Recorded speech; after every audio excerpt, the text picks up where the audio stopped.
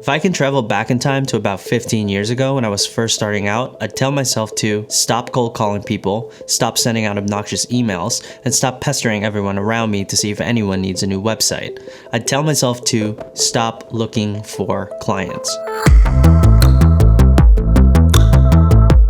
I want to talk to you about one way that I find new clients, or I guess more accurately, how I get clients to come to me. I'm in a bit of a unique position because 1, I've been doing this for 15 years, and 2, I also interview and hire a lot of freelancers. This all might be totally unique to me and my situation, but hey, I don't know, maybe you can try it out and find some success in it the same way that I did. My company mostly runs on referrals. We've worked super hard to nail down our clients' services to make a big enough impact that they refer us after the project has been completed. This is always amazing, but just not enough when you're trying to grow. Over the years, we've tried everything. I mean everything. Ads, hired another agency, social media marketing, SEO, the list goes on and on. I first heard about inbound marketing at a conference that my partner and I attended. The idea is essentially this: create valuable content for your potential customers to pull them into your funnel. We started creating internal projects and posting them on design directories and places like LinkedIn. After some time, messages came in from businesses asking if we could help them build something similar to a project we released. So today, I want to walk you through how to decide on a project, how to produce and manage it, and finally, how to effectively leverage this project to get clients knocking at your door. Well, your digital door. If you want to get someone's attention, you first have to ask yourself who that someone is. What kind of person are they? What do they like, dislike, and more importantly, what problems are they facing? Once you have that figured out, go and solve that specific problem. Your side project needs to be something a real client would ask for. You might be thinking, wait, why can't I just make cool looking designs that'll stand out on my portfolio? Well, you can, but highly experimental projects just won't be enough to compel a potential client to reach out to you.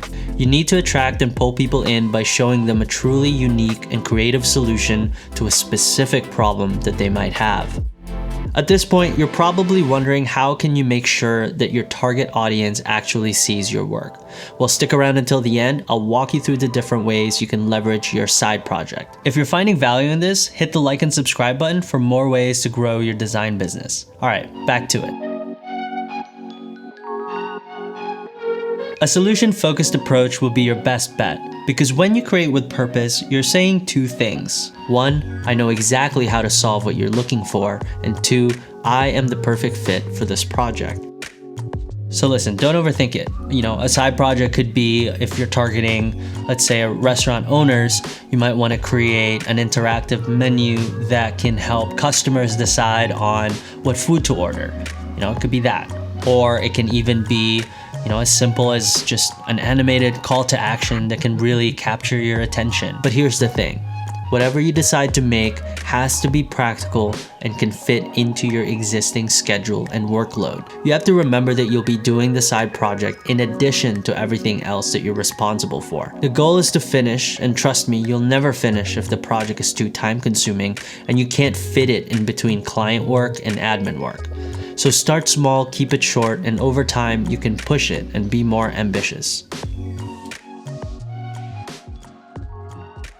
Here's the thing, a single output, export, asset, just one thing is not enough. While the main goal is definitely to create a show-stopping piece, you need to also make sure you're documenting everything. Case studies not only show your process, but it details how you approach things, how you think, and how you solve problems. When a client is considering who to hire, they will always choose the most capable, creative, reliable, and cost-effective option. The final output of your side project shows that you're capable, but it doesn't fully address your creativity and thought process, as well as your production style that can guarantee success. That's where case studies and other project-related materials come into play.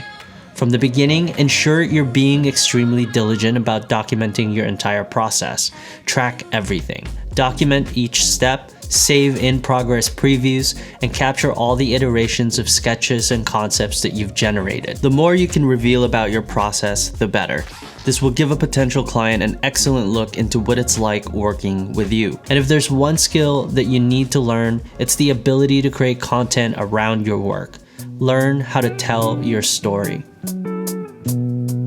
And so finally, where do you post all of this content? Make sure you hit all the obvious places such as your portfolio, design directories like Behance and Dribbble, as well as your social networks. To be successful in these spaces, however, you have to be active. So be sure to post consistently, participate, and join conversations. You also want to find out where your clients spend their time. Take LinkedIn as an example. If you're targeting restaurant owners, then you might want to connect with them. Join the groups that they're in and provide value within these spaces by giving design advice and participating in conversations. The keyword here is value. You need to be able to help people by providing them resources or giving feedback to the community. You can't just join and start posting all of your project and expect everyone to start reaching out to you. Take the time to build trust and reputation.